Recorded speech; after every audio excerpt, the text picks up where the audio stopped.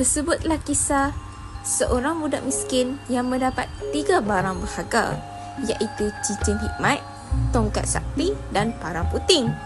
Budak miskin tinggal bersama ibunya dan sering bermain-main dengan seekor helang, tikus dan juga membelak anak ular naga. Anak ular naga yang hidup di sungai sering menjadi perhatian orang kampung. Datuk Syahbandar meminta budak miskin datang ke rumahnya untuk melihat sendiri anak ular naga. Syahbandar keheranan melihat budak miskin boleh bermain dengan anak ular naga. Masyarakat kampung terkejut apabila melihat budak miskin naik di belakang ular naga seperti naik gajah. Sebelum pulang, Datuk Syahbandar telah memberi bekalan makanan seperti beras dan padi serta baju kepada budak miskin. Masyarakat kampung melihat keistimewaan budak miskin itu dan juga memberi berbagai-bagai jenis makanan dan buah-bahan seperti keladi, ubi, pisang dan sebagainya. Perkabaran tentang budak miskin dengan ular naga sampai ke telinga raja. Melalui Datuk Syahbandar, raja telah meminta budak miskin bersama ular naga dan binatang lain datang menghadap baginda ke istana. Budak miskin ke istana dengan naik di atas belakang ular naga dan ikuti oleh helang yang terbang di atas kepala serta tikus yang mengekori di belakang ular naga. Budak miskin juga ditemani oleh Datuk Syahbandar. Raja dan menteri merasa takjub apabila melihat anak ular naga. Sebelum budak miskin pulang ke rumah, baginda telah mengurniakan kain, baju dan beras serta 2 orang hamba sahaja. Ular naga yang dibela menjadi besar.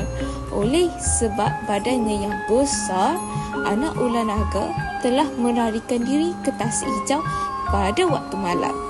Kerana jika anak naga berendam di dalam sungai kampung itu, ia akan menyebabkan air sungai itu melimpah dan membanjiri kampung tersebut.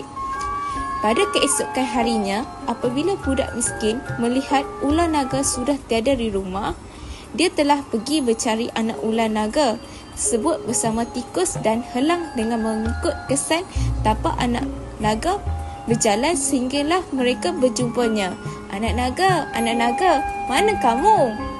Kehilangan budak miskin menyebabkan ibu budak miskin meminta 2 hamba sahaja mencari anaknya tetapi tidak berjumpa. Hal ini menyebabkan ibu budak miskin menangis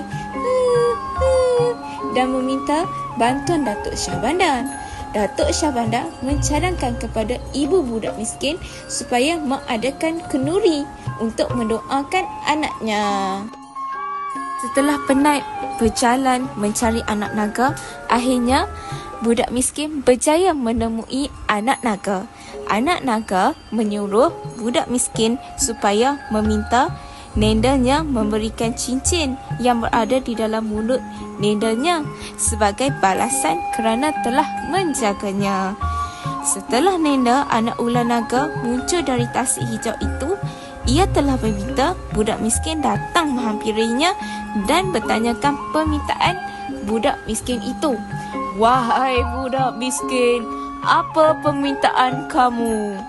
Setelah melihat wajah budak miskin, nenek anak ular naga berasa belas kasihan dan menyerahkan cincin yang mempunyai banyak kesaktian kepada budak miskin. Budak miskin dan ular naga berpelukan sebelum berpisah. Budak miskin meneruskan perjalanan untuk pulang ke rumah tetapi telah sesat dan masuk ke hutan besar. Di mana saya? Alamak, telah sesatlah.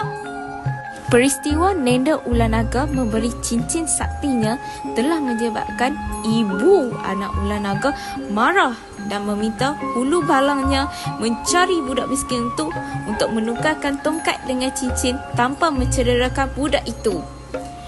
Hulu balang naga telah berjumpa dengan budak miskin yang berada di bawah pokok.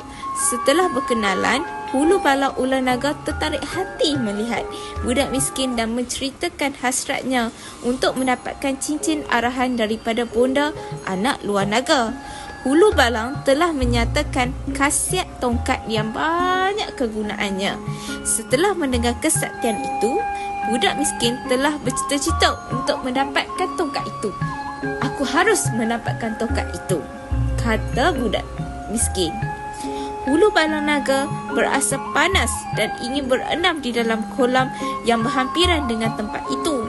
Apabila Hulu Balang Naga telah berenam di dalam kolam, budak miskin telah mengetuk 3 kali tongkat tersebut menyebabkan Hulu Balang tidak bergerak.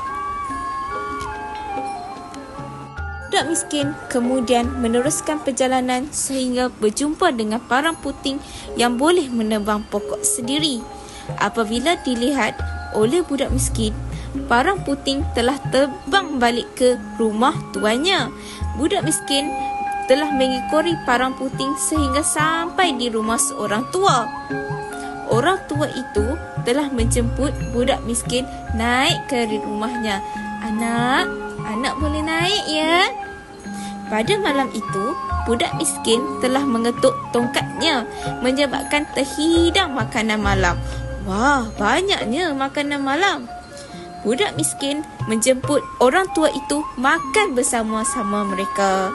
Setelah melihat kejadian itu, orang tua telah meminta budak miskin menukarkan tongkatnya dengan parang puting. Pada keesokan, budak miskin telah meneruskan pulangnya ke rumah bersama helang dan tikus dengan membawa parang puting tersebut.